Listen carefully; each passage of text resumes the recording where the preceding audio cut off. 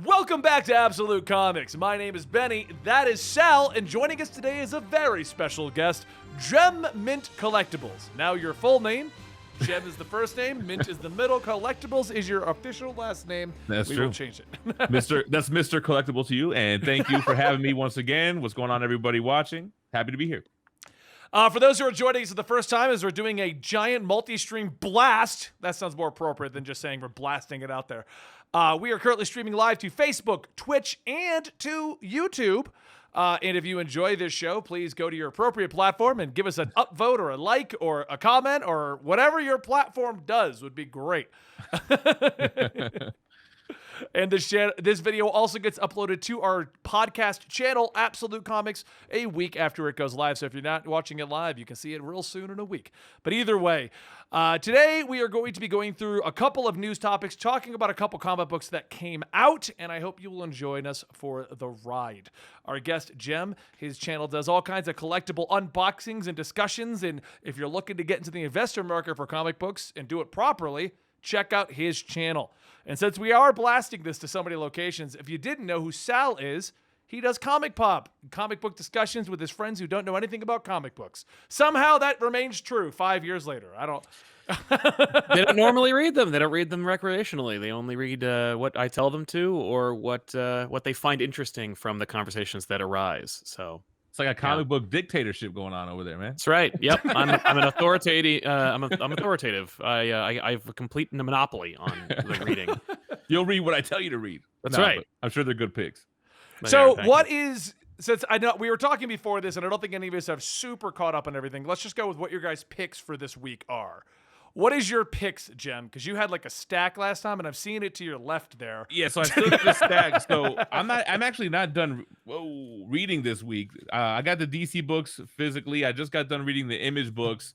Batman Reptilian. If you're reading Batman Reptilian and you want to know who this reptilian monster is, who's like killing the Rogues Gallery, you're gonna find out in this issue, and it's crazy. I don't know if I liked it or not. It was just like I'm totally stunned by what happened in there. Spawn came out this week, man. Spawn, what is it, 322 or something? Spawn has been kicking it up a notch. I mean, a lot of people jumped on with issue 300, but I felt like there was a little bit of a lull. They're going full cylinders here, wrapping up the little arc that they had in the last issue, not necessarily tying in with King Spawn, but amazing artwork, awesome big storytelling. I like heaven and hell, demons and angels, and that's the kind of stuff you're getting in Spawn. And goodbye, Clark Kent this week, man. 2 issues.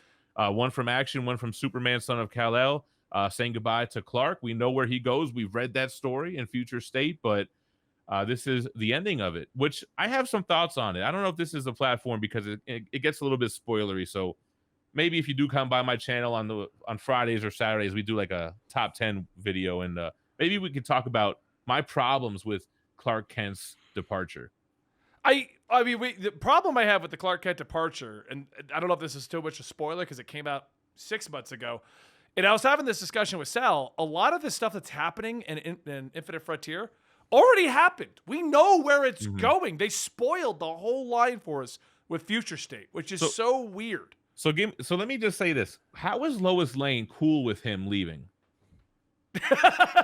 My wife would be either like, I'm going with you, or there's no way you're going. Like, no. I'm going to New York next week, and my wife's not happy I'm leaving. So I don't know what she would think about me going to like War World and stuff. So and like potentially never coming back. And your son, who's been to the future, knows, hey, your history stops here. Like, you're not in history books anymore after this point in time. So you probably die. But I mean, from a reader standpoint, though, I find it so hard to get excited for things I know are apparently going to happen. Like, where's the excitement and the mystery? Yeah, I guess. I don't know. I don't really mind that, to be honest. I'm kind of cool with, like, this is how the story happened. Like, we know how it ends, and we know where we started. So I don't really mind that as much. I get that kind of criticism, though. But I'm just not buying that Lois Lane. Like, they don't really even address it. Yeah. I don't know. I'm not really feeling that. Well, you know that was the whole thing with the Bendis arc, where it's like, you know what? I don't want to be married anymore, and I'm just going to hang out in the city. What? I'll tell you what I wasn't really too impressed with was that Deathstroke Inc. I know a lot of people are looking forward to it. I thought it was boring. Department of Truth has always been great. I don't know if you guys are reading that. I got to play catch up. I'm way behind in a lot of my independent books because I'm just now catching up on my Marvel and DC. So So what is there anything else? Crossover came back. The Donny Cates book that had a little bit of a hiatus. Yeah. So that's pretty much it so far. Oh, and I guess I did read the Amazing Spider-Man, the end of the Nick Spencer run, 85 pages. Wrapping up. No. It was good. I liked it. Okay, Man. all right.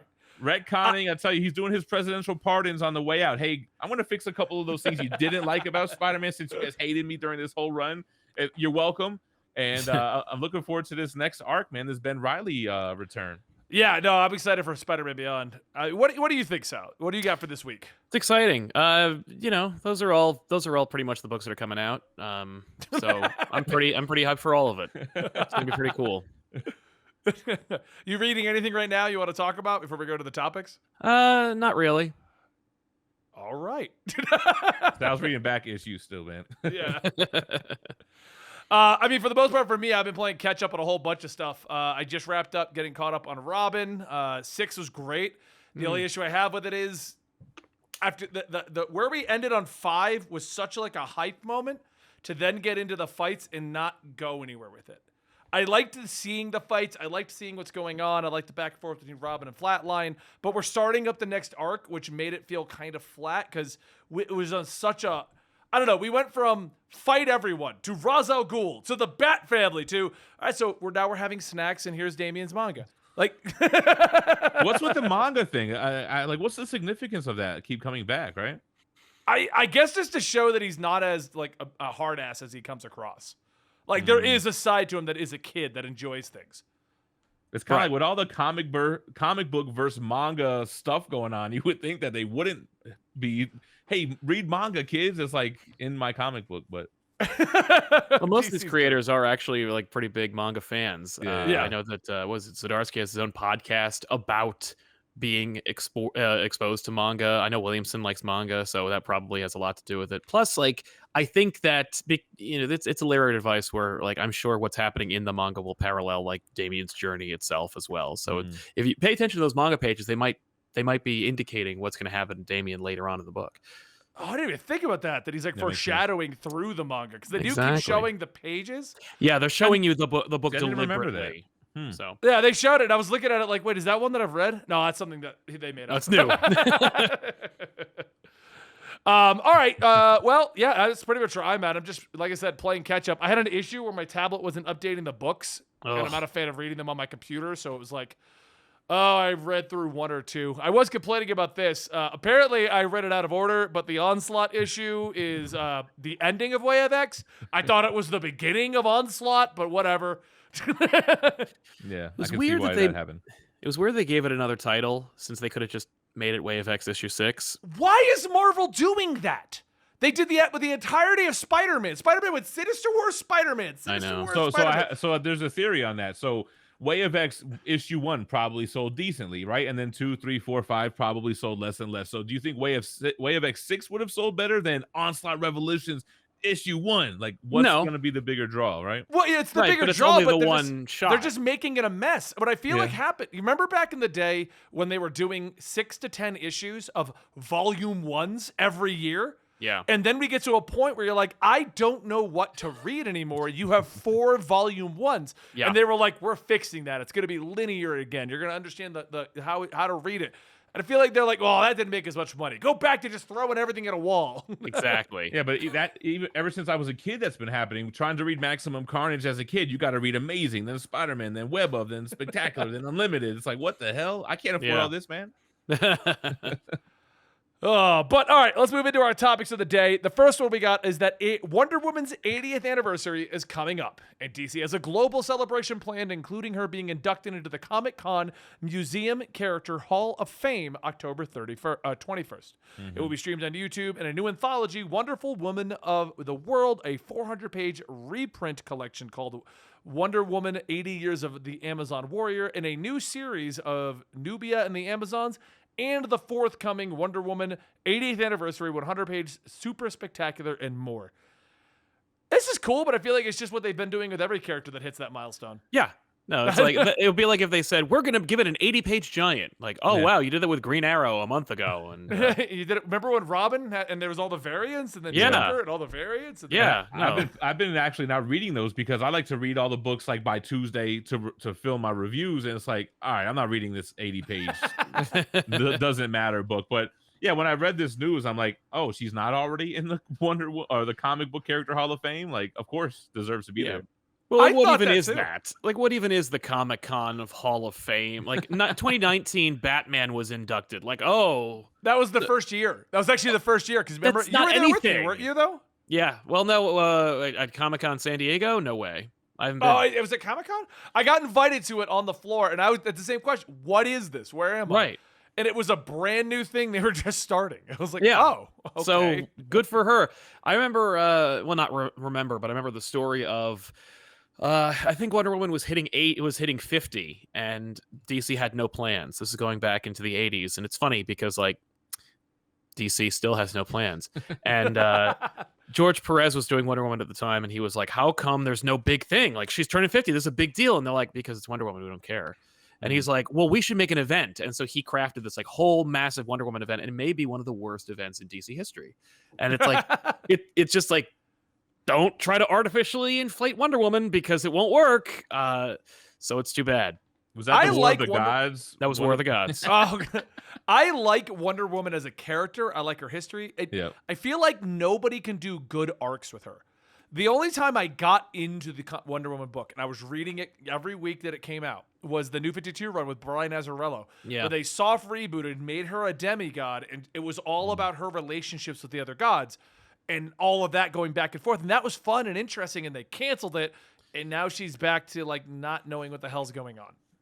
Every time I read Wonder Woman, I don't know what's happening. It's almost like the character transcends her stories, you know? Yeah. The newest run has been fun, where she was in Valhalla, and then I dropped off after the Valhalla run, so I'm waiting to see. You were probably right to do it because the Valhalla run was great, and then it just gets less great as it goes. Yeah, they had the little Rathatos character, and it was cool to see like DC's version of Thor, and they kind of really like stuck it to Thor, but kind of redeemed him at the same time. Yeah. But it was cool to see her going through the different. Was she going through Norse mythology, Greek mythology, and all That these was different? the indication, but then it never really went that way. Like, if it had been that she's going through different mythologies, like for the whole run, that would have been cool. But Right. that's not what they did. She went to like 2, and then it was like she went to 2, and they were like, "Well, we're done." I'm like, "Okay, there's a few more." The villain was kind of interesting. Like it was kind of like it was like a reverse Wonder Woman, but not really. Just something Jasper or something taking her form or something like that. Right. I don't recall the name. But it was cool. She had this scythe that can like slice through the fabric of reality and jump through multiverses. Yeah, it's a cool visual.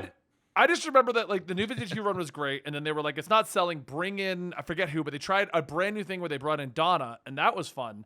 And then Rebirth happened, and remember Rebirth was going to be like the return to form. We were going to get the who was writing that one? Rucka, I think, right? Rucka, yeah. We're finally going to get the Rucka story, and all he did was like set up a bunch of mysteries for 15 issues and leave. Yeah. I've been digging the Wonder Girl Yarrow Floor stuff though so far.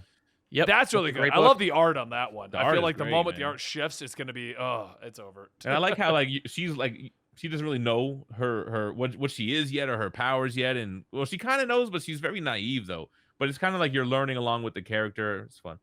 Yeah. All right. So next up, we've got an interesting decision because weird time to choose to do this. HBO Max has ordered a 3-part DC documentary series that will take on an unprecedented look at the enduring and influential legacy of DC and their rich legacy of over 80 years of iconic storytelling. Good for them. It's just a weird decision to do that now when they're in such a weird slump story-wise and like creator-wise, and they're trying to figure out what they're doing. Yeah. Now let's celebrate them. Yeah. I mean, like, it's HBO Max. They got to make content. They're really like pushing DC as like an entertainment company. So I get it. And, you know, the longer they wait, the more influential creators that help make DC what it is are going to die. So you might as well get them on camera. So it's just, I'm finding it weird that HBO Max basically is like, all right, so we got DC. We're going to make more DC properties. Our first one, Peacemaker. Yeah. Our second one, the documentary. And then they're claiming Titans and Doom Patrol, but those were already made. That was a whole thing that was going on before this. Yeah. So it's just interesting. I don't know. True. But it could be like you said, maybe it's an HBO decision. Hey, what if we did like a documentary on you guys? And someone at DC was like, "Yeah, sure. I mean, hey, Right. come by on Thursday. We'll get some people rounded up." You know? Yeah. I mean, I would check it out. I'm here for it. But I've actually been sleeping on the HBO Max stuff. I haven't watched the Harley animated stuff, which everyone has said is really good. Yep. And That one's Peacemaker's really there. good. Yeah. I like, the Suicide Squad was great. I would love to see the Peacemaker show. So I'm gonna have to start putting that on my watch list. I'm already watching so much between Why the Last Man. I'm watching the Wu-Tang American Saga. What If? I'm not typically a TV guy, but they got me watching all these shows. Well, you're becoming it. I mean, this is your job now. You got to watch them all. You know what I'm saying? I got to get once I get all the CWs under my belt, then I can really say that I did something. Yeah. Well, I don't recommend that at all because I'm already doing it, and I highly don't recommend that. And Superman's the only one worth watching. And I got Sal to watch the first 3 episodes, and he was out. Yeah, I was like, nah. It wasn't even bad. I just didn't have any more patience for it. Yeah. It's just, I think you'd like how it ended, but I mean, I'm not. I it's would not not. over. No, it is over. The Superman show? Yeah. Well, they're coming back for season 2. Yeah, but- exactly. Like it's not like this season ended, but the show's not over. Right. All right, so this is an interesting one, and there's a lot of speculation and theories as to why it's going on, but Marvel has abruptly canceled the Guardians of the Galaxy comic book by Al Ewing. Marvel has offered no explanation and is making the September 22nd issue the last in the series with the conclusion of the last Annihilation event. Fans expect the comic book to return or be rebooted in 2022 to line up with the Volume 3 movie release. So I haven't been reading this, but apparently they did a huge amount of status quo changes. And the running theory is that because they changed up so many things, they're just going to end this, let it cool off for a year, and then bring it back. I dropped it, man. Like, I think Donny Cates had an okay run, and there was this whole Death of Groot thing that they were building up towards, but then I think they killed Star-Lord instead, and then Al Ewing took over, and I just thought it was boring, man. I couldn't get into it. I like the Donny Cates stuff. That one I did. Yeah, like. Donny Cates one was okay, but you know what? I'm a huge Donny Cates fan. Not my favorite Donny Cates work, though. No. I mean, I like the idea of hunting Gamora. That was fun. Yeah, but I already read that in Infinity Wars. Well, yeah, but this is the aftermath. You got to get her now. No, I don't care about that. I didn't remember that. Infinity Wars is when she became Requiem, and we all thought she was the coolest new villain.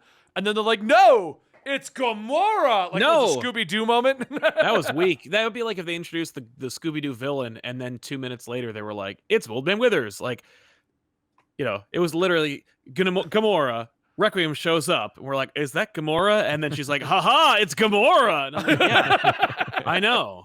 Gamora's missing, and who's this new person using a sword? Who kills Thanos, and she's really mad at him. What do you think I am? Anyway. I didn't even read that either. What, Infinity War or Warps? Infinity Wars. So, Wars. okay, so There was a Warps too after that. Right? Yeah, Well, that so was what happened during is- Warps, yeah. In Wars, Gamora had the idea of instead of annihilating half of the population, she'll merge the population into one. So the inverse of Thanos, and that created Infinity Warps. Is anybody going to just double the resources? Are we never going to try that one? No one has that idea. Make the universe bigger. And what's crazy is, right, if you think about how, I don't want to get too deep here, but how infinite the universe is with how many galaxies and stars and planets, like, there is enough resources. Right. You just got to go get them. Like, There's like 7 space cultures in Marvel comics. Like, I wish come on, everyone man. had a teleporter so we could go to different planets that had all the shit we need. And boom! Hold on. Teleporters. Yeah. Or just like everyone has food. That's the problem, right? It's the food, right, Thanos? Because really, you're not talking about like people not having enough like wristwatches. And not enough oil or something. He's on the side of the graphics cards and the PS5s. Like, well, you know what? If I get rid of half of you, Right. you all get a PS5. Problem Oh. solved. Or we could in all that just have case- PS5s. Nah, you gotta earn it. You're suffering. I'm gonna put you in a death battle, and the winner walks away with a PS5. I'm not making more. I got one. It's an interesting decision. There was a lot. Dan was trying to explain it to me a little bit. I guess they like a lot of the characters came out as bi or gay in the series, which is the speculation as to why like so much was changed across the board that they're just gonna end it. Obviously, there's no direction either way on that one. I don't know if that's the situation. Getting it back on the status quo for the movie does make sense because if you remember all the way back at the original Guardians, the Guardians that you recognize didn't exist in comics. This is not Star-Lord. This is not Groot. This is not Rocket. the Guardians that have existed in comics came out of the movies, and they've always kind of lined them back up with the movies in time for each one. So, well, that makes sense. I mean, they're planning to coincide with the release. That makes sense. Are we going to get Adam Warlock? I mean, have we had Adam Warlock in comics? He was in Wars. He wasn't. Well, that makes sense. He would be there. And he's mentioned quite frequently in Infinite Destinies. Apparently, a crossover that only I have Yes, read that's the in one the you entirety read. of Marvel fans. I accidentally read the Thor issue, and I was like, "What is this?" Yeah. Apparently, I'm the only person that read Infinite Destinies. So Well, Dude, fall for that again. I seriously never hear anyone talking about that. that's what I'm saying. I think No. I'm the only one. Hey guys, the Infinity Stones are back, and I'm the What? only one that knows. Right. Yeah, you should mention it. I got a video series coming out. It's gonna be Good, great. good. Okay. Get us all hyped. You should do it because that's like Rob will do that. Everybody missed this. Yeah, everybody missed the Infinity Stones were back because no one's reading it. Right? Because they didn't tell anyone it was happening. Yeah. They were did. just like, "Hey, here's Infinite Destinies. It's the continuation." Wait, it is? Yes. Yeah. That's funny. All right, next up on our list, MCU Eternals will have the third longest runtime of any Marvel movie Who with a cares? runtime of 156 minutes. The third? No, not the third longest runtime. Oh my god. Well, when you got 27, 28 movies, it's kind of Yeah. impressive. I guess. And yes, like Endgame is the longest movie of all time or something. Like it's not really, but it's like, yeah, you needed a lot of time. Okay. I mean, the movie's big and it's got lots of sweeping shots and pretty That's what I angles. was going to say. Feige was saying it's the most beautiful movie he's ever seen. He didn't say it's the most intensive. It's got all the action. No, he No, didn't. it's No. going to be a lot of sweeping shots of landscapes, I think. Well, I think he's mitigating expectations here. He's like, he wouldn't want to say, because if he, Yeah. he could easily be like, Spider-Man, like No Way Home is the most action-packed, like boundary-breaking Spider-Man movie you'll ever see. No one will be like, what? What a liar. With Eternals, it's like, Eternals is one of the most boring Marvel teams you could possibly create. And I am getting a excited movie. for it. I It's am like excited the third for it, though. longest. I me too. It looks gorgeous, and Yeah. it's got a brilliant cast and a terrific director, and it's a blank slate because like no one knows anything about the Eternals. There's almost nothing in comics about the Eternals. Look Yeah. at their wiki page. It's like this big. There are a lot of books that just nobody. That just they fight the deviants. They whinge to themselves. They die. They come back. Like who cares? The best thing you can do is not go in with too high expectations and hopefully get blown away. I mean, there's a lot of interesting stuff they can do. Thanos isn't eternal; he's a deviant Yeah. of Yeah. Titan. Like they could play with that. There's Celestials there. Are they going to play with? I don't know if they're going to try to tie Galactus in with that or something like that. If they give us something like that, I doubt and then it. also they're tying it in. We could talk post credit scene with Shang-Chi, right? Because there was Oh yeah, At yeah. this point. Yeah, I was like, what, Somebody you was think we're good with saying- that, Sal? Oh yeah, yeah. I we saw good? it. Okay, Remember okay. we did a whole Oh. episode about it. Oh, right. Well, I don't know if it was this show. You know how many shows we have, Sal? so that blip, right? Was that The beacon. also Yeah. the thing that woke up the Eternals and the Deviants or whatever? Mm. They talk about what the energy that spiked and how like that. Yes, like the two snaps result in something. I don't know if it's connected with the rings, but I know that there's also like within the rings there's like a beacon and it's calling something. What's going on? I was thinking it actually was going to tie in with Eternals because like it would be neat for them to set up like a new thing where it's like the beacon is for Galactus or something, but like Right, or Silver Surfer or something. yeah, or Apocalypse, and it's like what? But there's no way they're gonna throw that into Shang-Chi because it's just like no. But it'd be neat if it was just like it was setting up literally the next movie. So you're just like, wow, I saw Shang-Chi, I saw Eternals, they're kind of linked. I'm having a good time. I'm not getting It's a too cinematic hyped universe. up. Yeah, it's a cinematic universe. I'm not getting too overhyped. And that's what Phase 4 has been. Like Yeah. them not putting Mephisto in WandaVision was a great way to like just slap every Marvel like speculator down and go like, no, stop. And now you'll notice there's actually like a crop of new Marvel movie commentators who have come out of that who are like I'm thinking we should manage our expectations a bit. Like what a revolutionary concept. But like you'll see that there's like a few of them that have like really created like cottage industries for themselves where they're like I wouldn't get too excited. And I'm like, oh, really? You think? So now because that's where you we got are. too excited Right, last time. because- I think I know a couple of those guys. Yeah, let me swipe a I few was of your other gonna ones. say, Jeff, I may have been at a podcast with a few of them right here on this channel. You know, Sal. what I always wondered were the writers like, they think it's Mephisto? Oh, What yeah. are they talking about? Yeah, you know, and a bunch of them were like, who even is Mephisto? Yeah, Look, like they had a wiki. The devil? No, we're not Yeah. putting the devil in our Disney Plus show. I think the worst ones are actually the Twitter guys. This is one that I follow. I don't think I actually follow him. I think it's because I follow Spider-Man as a topic. Yeah. But the Spider fan account, who apparently is like a big leaker for Spider-Man stuff, is constantly doing these crazy like hype expectation things. Yeah, It also reminds me, there was a YouTuber a while ago, I think it was Hollywood Reporter, or what was his name? You were following him for a little while, Sal. Me?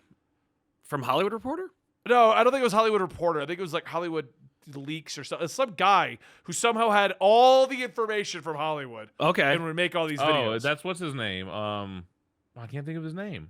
Because he hasn't come up recently. He used to be like the guy that had all the leaks. They probably plugged the leaks. I can't believe his name is. I'm drawing a blank on. If I said the guy's name, you'd be like, We'd know That's who it. it is. yeah, Yeah. Yeah. No, it's like when like DC reorganized, like when DC restructured, there's a certain website that was really good at getting leaks, and that guy got fired from DC, and he was the direct link to that website. And now Yeah. that website that like was really good at leaks now just tells you just anything, Mikey Sutton. hoping that they look. Oh, Sutton? Mikey Sutton. I know the name. That sounds familiar. That might have been. That's one of the guys that has all the leaks. There's a couple guys that just have like an insane amount of leaks. Like, you know, they know somebody. Yeah. Right. No, there's somebody at Craft Yeah. Services who's just like, yeah. I was overlist. I'm the guy that delivers them their meal, and I time it perfectly at every meeting. Here's a picture of Andrew Garfield getting pizza someplace. No, Bleeding Cool doesn't typically have leaks. Our No, it chat is is bringing Bleeding up Cool. Bleeding Cool. No, it was Bleeding Cool. No, but Bleeding Cool does have leaks, but I don't think Bleeding Cool has leaks. Bleeding Cool just throws everything against the wall. Well, now they do, but they used to have a guy. Oh, okay. Because like I've noticed Bleeding Cool just does like, here's 10 possibilities. That one was right. See, we called it. That's it. Yeah. Well, because there's no guy, so now I have to guess. Oh, hey, Batman is going to die, live, be gay, and then like one of those is gonna happen. Or all three. No. Yeah. I mean, our old co-host Rob, love him to death, but he used to do the same thing. He would throw every idea against the wall. Be like, called it. Right. I got that one. Called it. Like, What about all the times you were wrong? Nah. No, we don't. I wasn't wrong. Those were all leading to this idea. I don't know if you're looking at the chat, but they're all hyping up how awesome I am and how right I am. So looks like I win the conversation. Right. So moving on, I guess not much more to talk about there. So moving on to the next one is the potentially big discussion. Sal and I did a very long direct discussion on this one. We did. So which we lost the footage for, which is a whole nother story, but it should be live over on Absolutely Marvel and DC right now.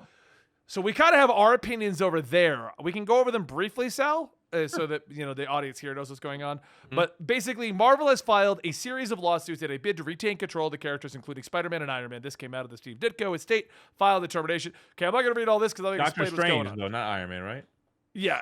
They're suing the everyone. estate of like Don Heck and people who created Iron Man as well. Okay. Yeah. Okay. So basically, Steve Ditko's brother came out and sued Marvel because the copyright termination should be coming up in 2023, which means that Steve Ditko and his family would get back the character. Marvel countersuing every single creator to basically say that that's not viable anymore and it's not going to happen. Precedent states that the creators of Hellraiser and Friday the 13th were able to argue getting their copyrights back on their licensings.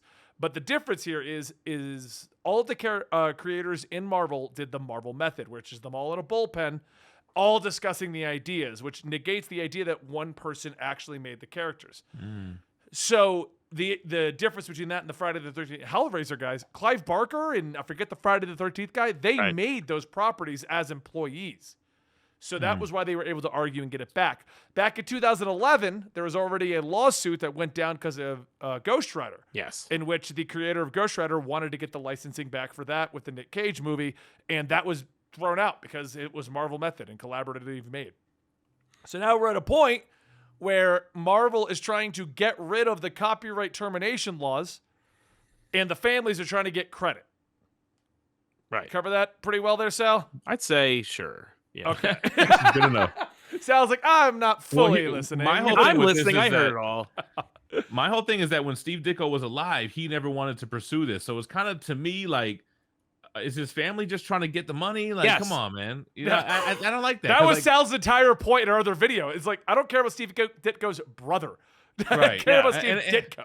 and like, Yeah. I get it, but it's like, respect the man's wishes. Obviously, he never went through there. He agrees it was co-created with Stan, but he feels like he had 90% creative, while Stan had 10, which might be the case. Yeah. But yeah, respect the man's wishes. He passed away. Now you're trying to get money for something that he did, and I don't know. That just seems kind of like sleazy to me. Yeah.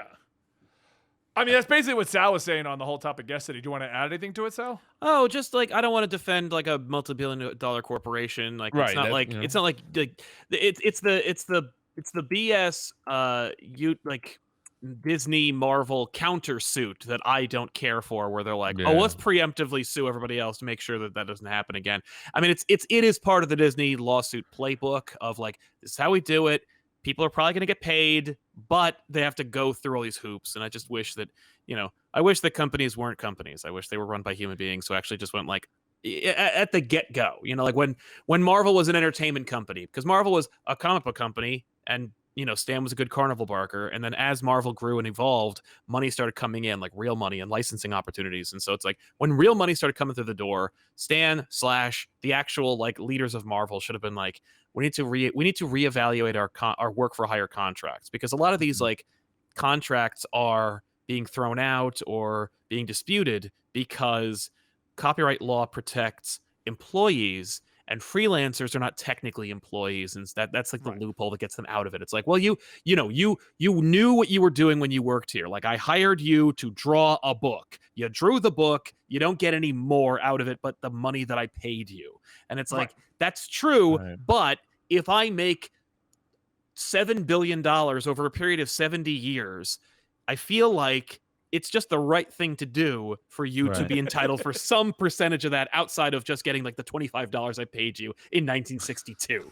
And so it's like, I wish that were the case. It's not. It should be. If lawsuits help to make the conversation go in that direction, then I'm all for it.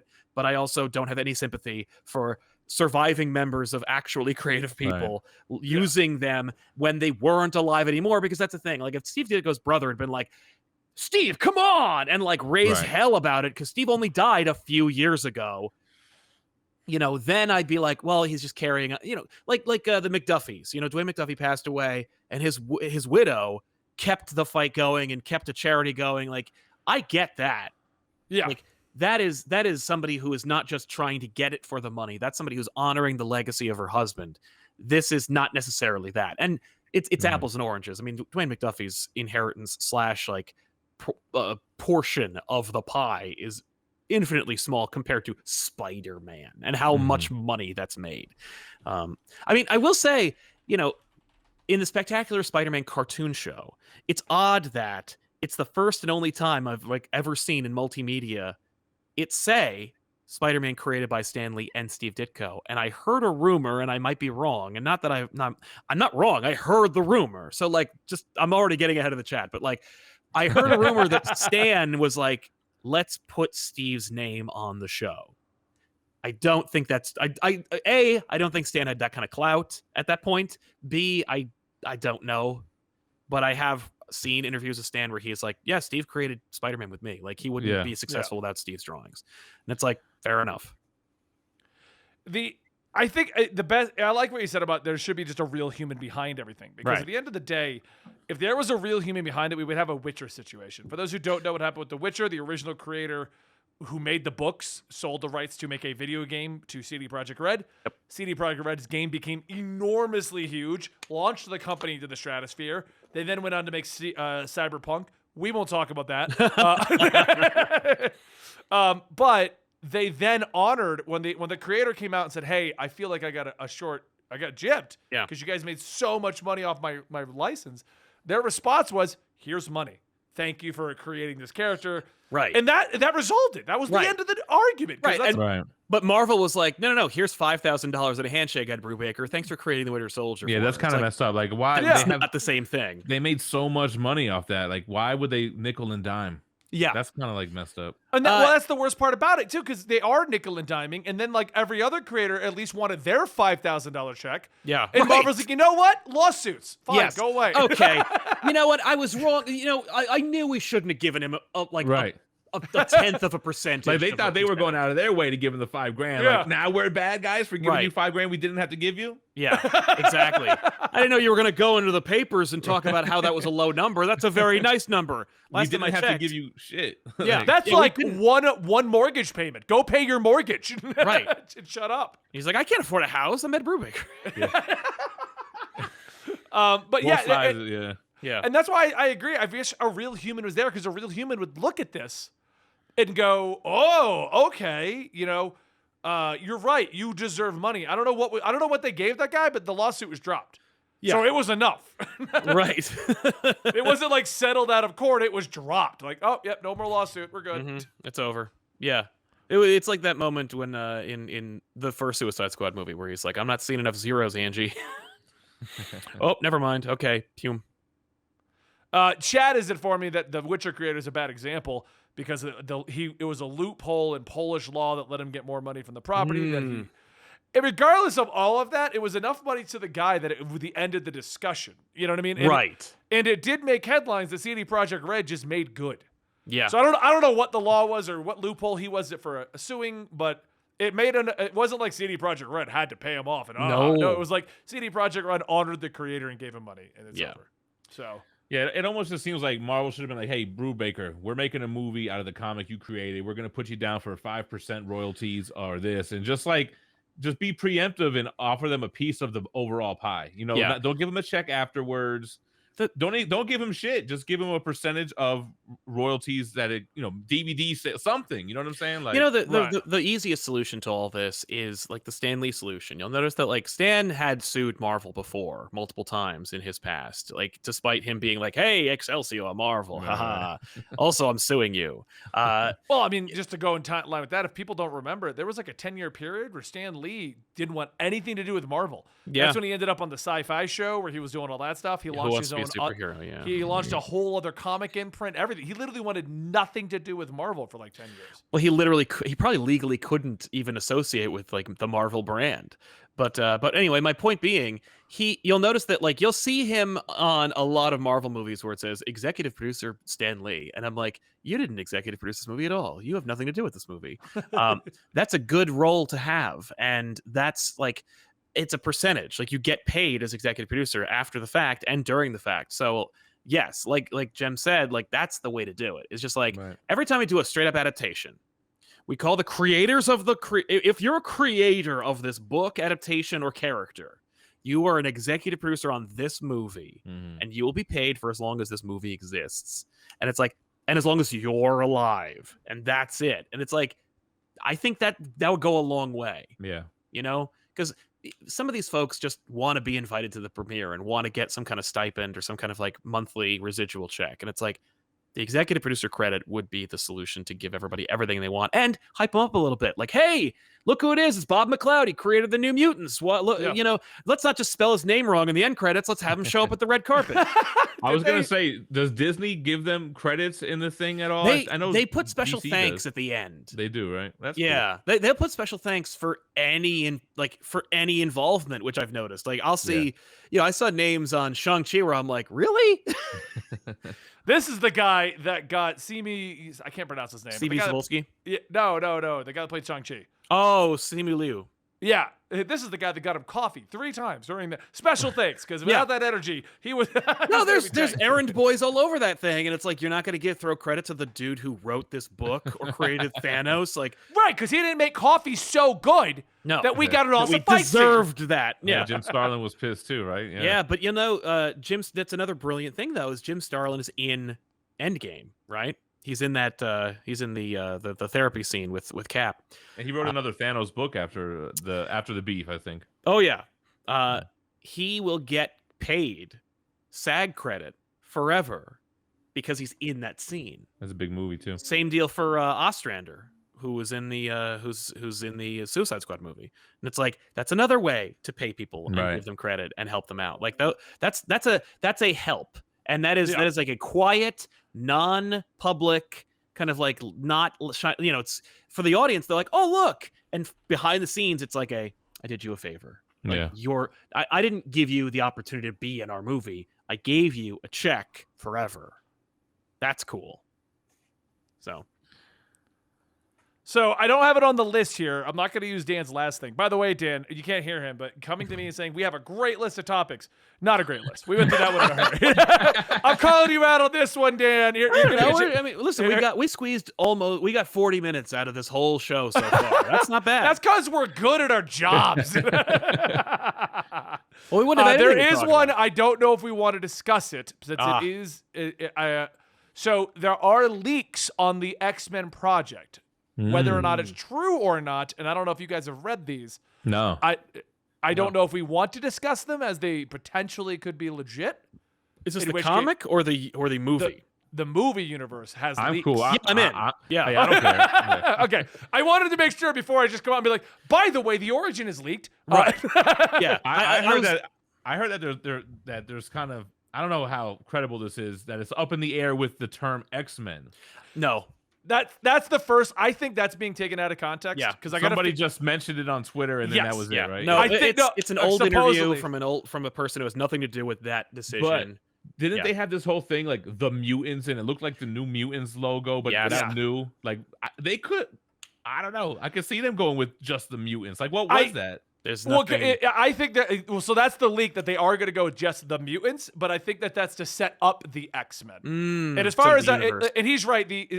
She made one line basically about, why is it called X-Men? Because there's women on it too, and maybe we're just going to change it and to turn it into something else. And it got blown way out of proportions. Yeah. I really doubt they're going to take a 60-year-old brand and just completely eradicate it and rename it. That's just it's too marketable. There's no way you're going to change X-Men. Because men is a catch-all for the human race. The dawn of man. Yeah. That was the point of it. Yeah. And so I personally feel like it's been blown way out of proportion, and I think it was something said in passing. Right. That's all I think that is. But the actual... one time, in like 2004 or 3, like 2002 or 3, Kirsten Dunst was interviewed about making a press tour for Spider-Man 2. And she suggested that Spider-Man should die in the next movie because that'd be totally cool. No one thought that Spider-Man was going to die in Spider-Man 3. Like, right. And that's that Twitter wasn't was it even out yet? No. So. But it was like, it's one of those things where it's as valid as what was said about X-Men. Like, just someone who is kind of involved but has no sway on who is going to make that decision, right, said something that no one would agree with.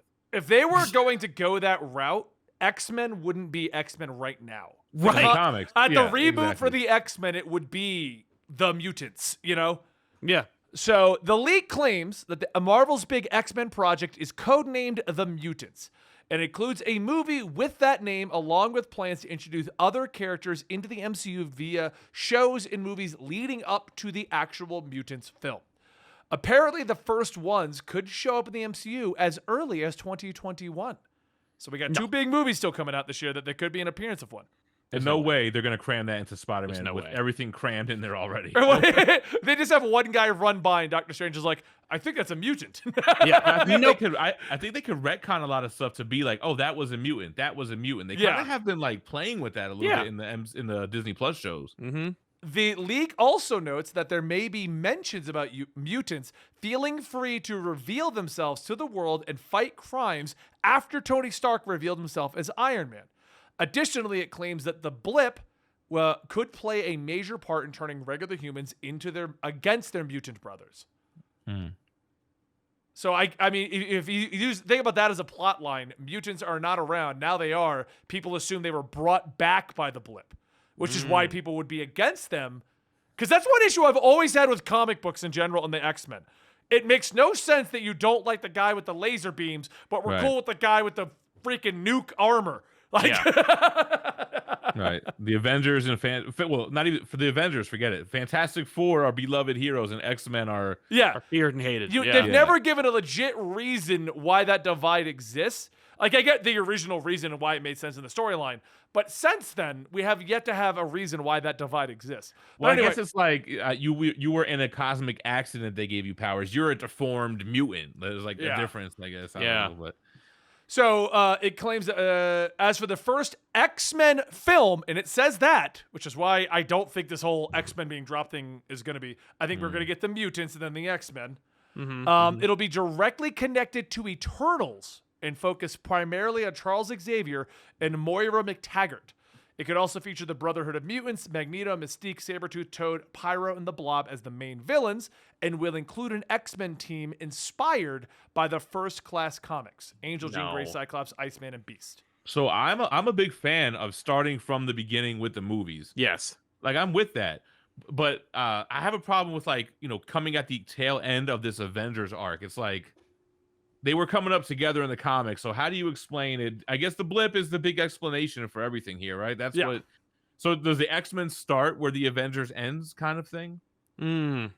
It could be. Maybe, but I mean, if they're going to link it into Eternals, maybe something happens with the Eternals that makes them aware. I mean, part of the plot of the Eternals is that they've been around the whole time and they just were never needed. So maybe that will be the final thing that's okay, get the mutants out here too. Yeah, it's going to be tough to introduce the X-Men / mutant kind after already introducing the Eternals, which are just like, because they're a hidden race of people and they're just revealing themselves to the world now, and it's like same thing. That's what you could have done with the X-Men. I don't buy any of that. And look, the fans, like, casual fans, even everyone was making memes. Now you just decided to show up. Like, where have you been this whole time? And then they kind of explained it in the next trailer. Like, but yeah, then to do that all over again with X-Men, you can't. You got to go somewhere. You got to go different route. So the last bit of this leak is that the movie will focus on social issues against minorities, using it as a metaphor for minorities and the way society mistreats them.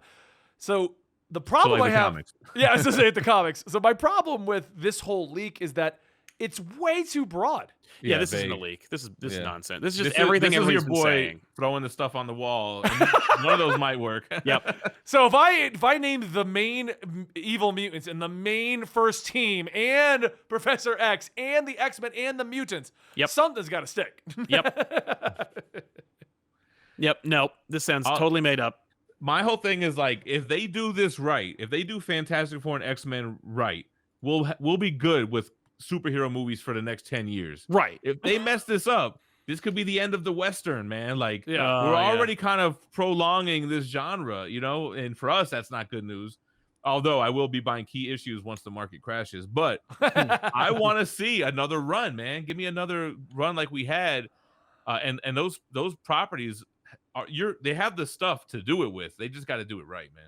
Yeah. When we first started this, when Sal, me, and Rob first met, and we made the weekly poll in the beginning, I used to say in a meeting with us, we'd have once a week, we'd always get to it. I'd always say the bubble is going to burst in 2020 when Endgame drops. Well, we didn't know, but at the time, whatever that was, because I think at the time it was just one big Infinity War movie. Yes. Right. It was Infinity War Part 1 and 2.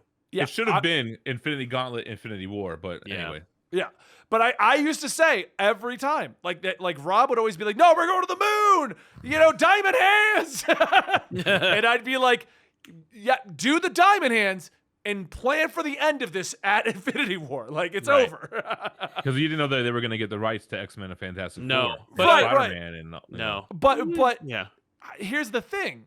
Yes, we're kind of prolonging it, like you said, but without a Thanos or an end goal, what are we prolonging? DC is not doing great right now with the story. Like, they're good stories, but I'm not hyped for DC like I was 2 years ago.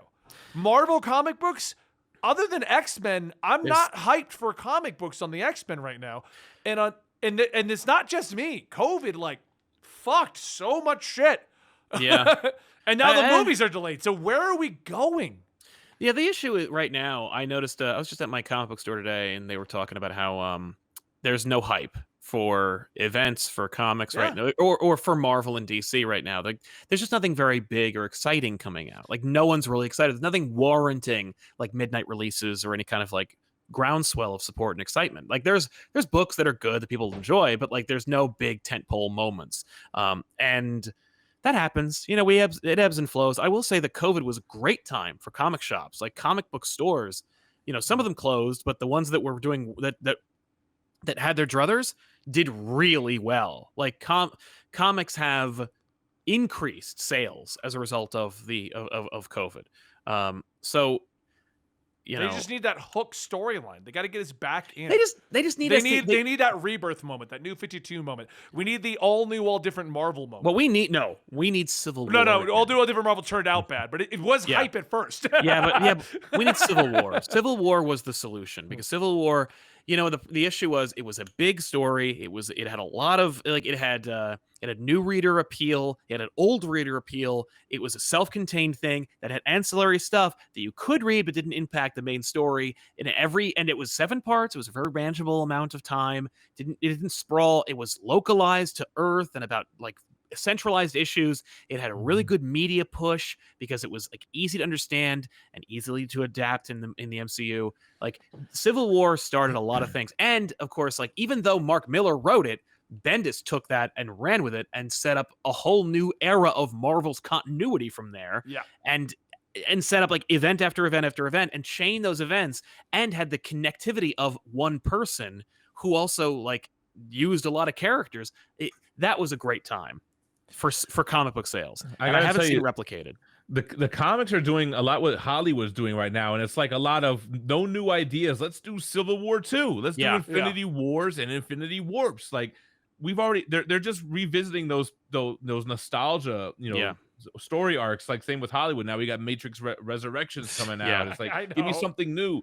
But what I will say, and somebody mentioned it in the chat, Spider-Man No Way Home is going all out fan service, and a lot of people are hyped to see the convergence of these 3 trilogies over different, property or whatever you want to call it. So Fox and Marvel to mix together and kind of just give us what we want. Like, just give us what we want, man. Yeah. This Venom thing.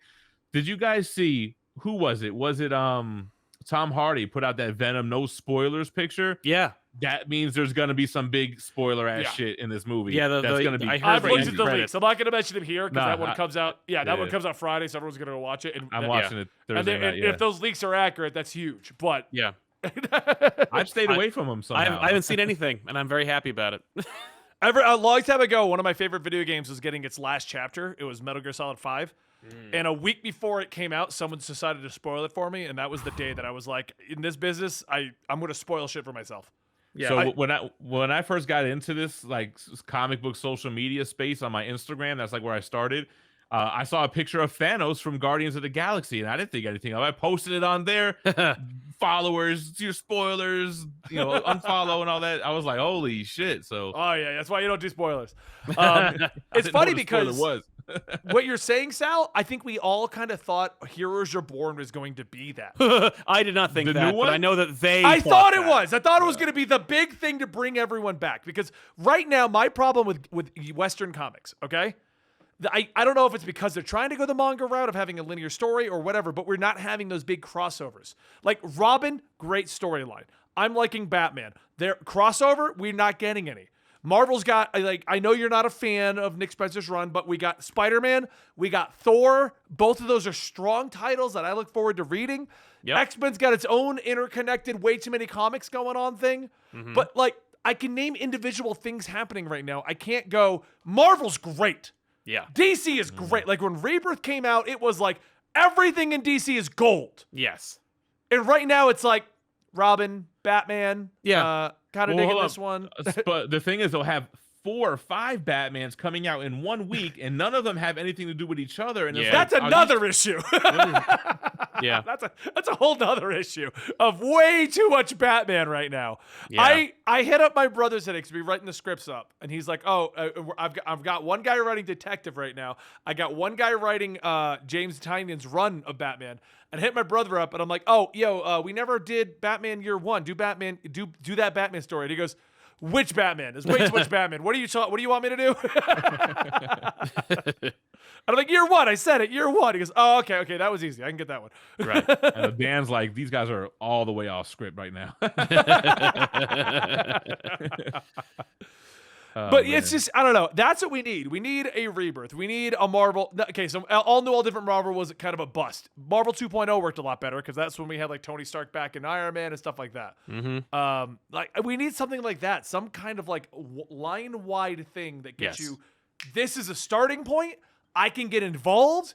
And yes, it's not really going to be a starting point, but we're all hyped because we're going to think it is for 2 issues.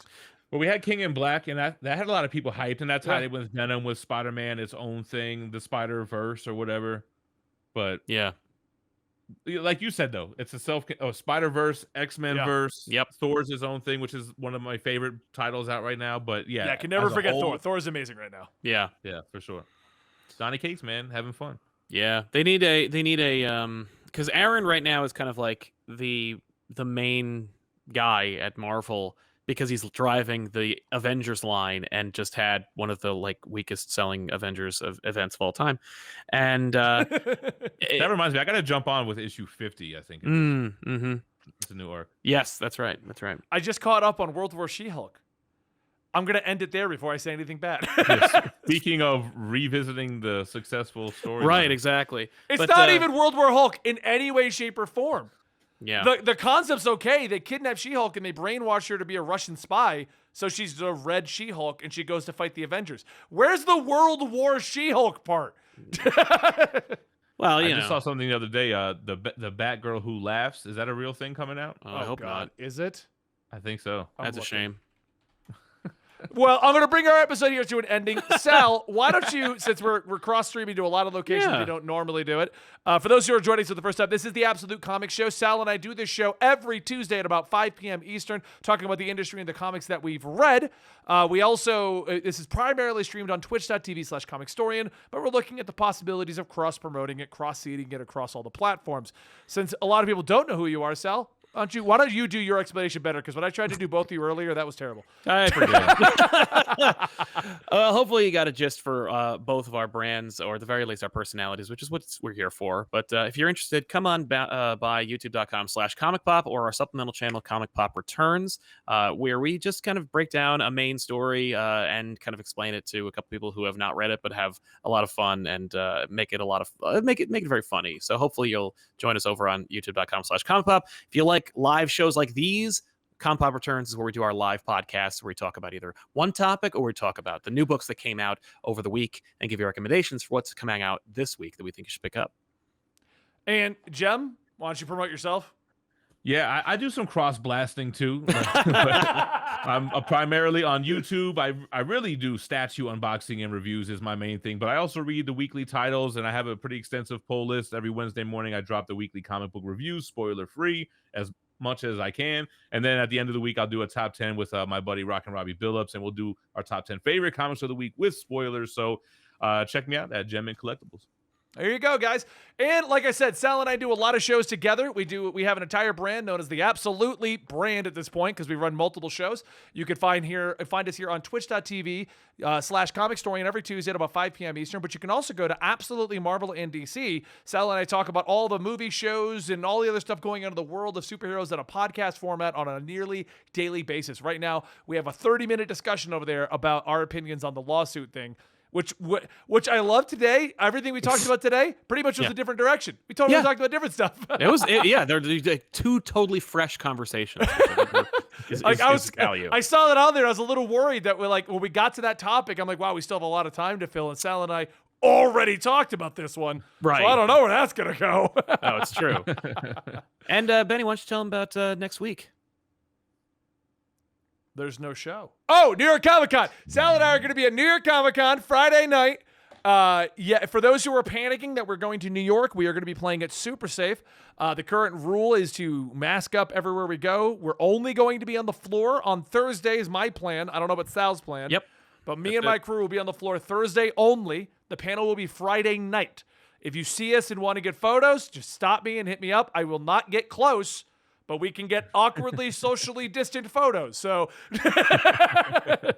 normally I'm the kind of guy, you want a hug, you want a handshake, I'll do the whole thing. But we're in weird times right now. This is the first time I'm going out since COVID started. Like I haven't even left his basement. Like I have nothing here anymore. I'm just in this room. But yeah, so we'll be at New York Comic Con next week. Would love to see you guys there if you happen to be in the area. It would be great. Yeah, and that's pretty much it. Thanks for the reminder on that one. So. No problem. All right, guys. Well, that's the end of today's show. I hope you enjoyed it. Please join us next week. Guaranteed to be at Twitch, but maybe we'll try this cross-blasting thing again. Hope you guys enjoyed. We'll see you next time right here.